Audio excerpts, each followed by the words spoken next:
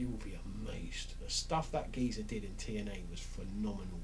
Do you remember like the World Cup matches they used to have back in TNA? And he was in it for Mexico. He was fucking awesome.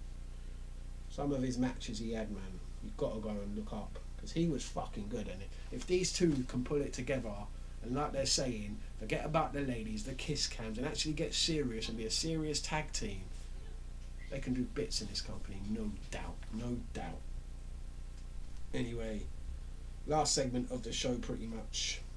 Lee interrupts Melo, who's been signing autographs backstage all night long at a table, and he comes in and he's like, yeah, I've got something for you to sign. Slams the contract down on the table. Melo's like, alright. He's like, nah, not here. Pulls the table out, drags it to the ring, calls out Melo. Melo comes out to the ring. Like the back and forth they have, very, very good. Both of them absolute fire on the mic, delivery superb. Tell a great story and get you hyped up for what's going to be an absolute match. Melo says he ain't going to miss, he can't miss. I think this match can't miss, ladies and gentlemen. It's going to be one of the best of the year. Mark it down, man. NXT Heatwave 2023. It's going to be absolute fire. Carmelo Hayes versus Wesley for the NXT Championship. Have a word. Come on. You know it makes sense. You know it's going to be fucking awesome. Anyway, thanks for watching if you have done so this far. Smash a like, smash a subscribe if you haven't done so already. Thank you if you have. Peace. Stay safe. Stay lucky. See you next time. Bonjour.